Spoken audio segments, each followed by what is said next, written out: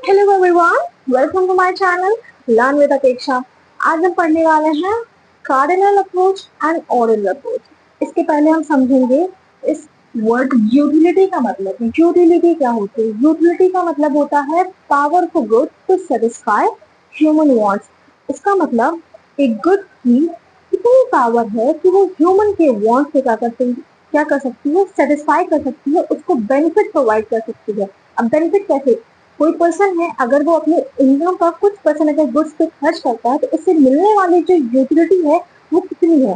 तो इसी को इकोनॉमिक्स में दो पार्ट्स में आइडेंटिफाई किया है। पहला है कार्डिनल यूटिलिटी एंड दूसरा है ऑर्डिनल यूटिलिटी।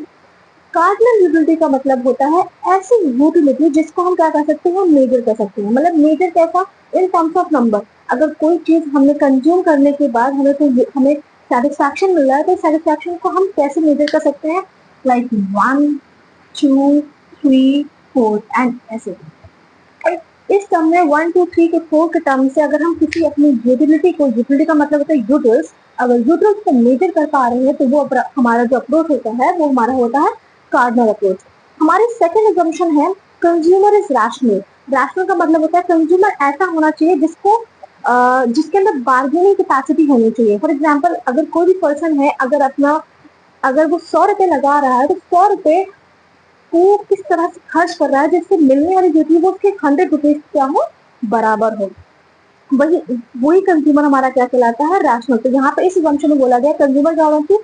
रैशनल चाहिए। मतलब उसने जितना भी पैसा लगाया उससे मिलने वाली उसके मनी के बराबर होनी चाहिए।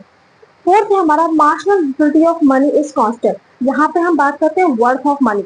वर्थ ऑफ मनी का मतलब होता है यहाँ पे कि हम कितना पैसा लगा रहे हैं, हमारा एडिशनल जो हम स्पेंड कर रहे हैं उससे मिलने वाली हमारी यूटिलिटी क्या है, कैसी है। तो हमारी जो यहाँ पे जो हम लगाते हैं मार्जिनल मनी का हमारी एडिशनल वो हमारी कांस्टेंट रहती है। मतलब चेंज वैसे इन रियल टर्म्स में वो क्या होती है? चेंज होती है। बट इस अप्रोच में बोला गया है वो कह रहे कि कांस्टेंट रहेगी, वो चेंज नहीं होगी। देन हमारा फोर्थ यूटिलिटीज क्या होती है? इंडिपेंडेंट होती है। मतलब जो भी यूटिलिटी हम पा रहे हैं किसी भी गुड से वो क्या है? इंडिपेंडेंट है, वो डिपेंडेंट नहीं है। जैसे हमने कोई भी एप्पल कंज्यूम किया उससे जो यूटिलिटी मिल रही है वो इंडिपेंडेंट यूटिलिटी है, वो किसी पे डिपेंड नहीं है। राइट। उसके बाद हमारा फोर्थ है, इस अप्रोच को हम बोलते हैं यूटिलिटी एनालिसिस। ओके। फिर आते हैं ऑर्डिनल यूटिलिटी। ऑर्डिनल यूटिलिटी हमें दिया था हिक्स ने और ये दिया था हमें मार्शल ने। यहाँ पे लिखा हुआ है, ये हमें हिक्स ने दिया था।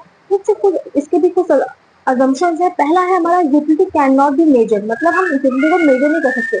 इसमें बोला गया यूटिलिटी को हम क्या कर सकते हैं? रैंक कर सकते हैं। रैंक मतलब अगर हमें कोई क्राइटेरिया देगा कि हम 1 to 10 हमें अपनी यूटिलिटी को रैंक करना है तो हम कैसे करेंगे? तो यहाँ पे यूटिलिटी का मतलब हम अपने यूटिलिटी को क्या करते हैं? रैंक कर सकते हैं। यहाँ पर भी कंज्यूमर क्या है? रैशनली अपनी चीजों को डिसाइड करेगा, देन परचेज करेगा और उससे मिलने वाली जो यूटिलिटी है वो उसके मनी के बराबर होनी चाहिए। ठीक है। यहाँ पे डिमिनिशिंग मार्जिन मतलब वो जितना कंज्यूम करता जाएगा उसकी यूटिलिटी उतनी उतनी क्या होती जाएगी? घटती जाएगी। इसलिए यहाँ पे diminishing marginal rate of subscription मतलब तो यहाँ पे दो गुड्स को मतलब परचेज कर रहा है, उसको परचेज करने से वो क्या है? एक गुड को अगर परचेज कर तो वो दूसरे गुड को क्या कर रहा है? सब्स्टिट्यूट कर रहा है। यही यहाँ पे मतलब है। डिमिनिशिंग एमआरएस का मतलब होता है जैसे जैसे वो गुड्स एक गुड्स को परचेज दूसरे गुड्स को सब्स्टिट्यूट कर रहा है तो उसके क्या है? वो डिमिनिश हो रहा है, वो नीचे गिर रहा है, लेकिन डिक्लाइन हो रहा है। यहाँ पे वही एमआरएक्स हुआ है, del Y upon del X MUX upon मतलब यहाँ पे दो गुड्स को हमने लिया है और दो गुड्स से जो हमें सेटिस्फैक्शन मिल रहा है हम उसकी बात करते हैं। उन दो गुड्स में हम अपनी यूटिलिटी को क्या कर रहे हैं? ढूंढ रहे हैं, सेटिस्फाई कर रहे हैं। ठीक है। तो यहाँ पे एमआरएस का मतलब हमारा एमआरएस लगातार क्या होता है? डिक्लाइन करता जाएगा। हम एक किसी पर्टिकुलर गुड को कहते हैं जब तक सब्स्टिट्यूट करते चले जाएंगे। तो इसका जो हम इस अप्रोच को जब पढ़ते हैं तो वहां पे हम indifference analysis, indifference curves, indifference maps की बात करते हैं।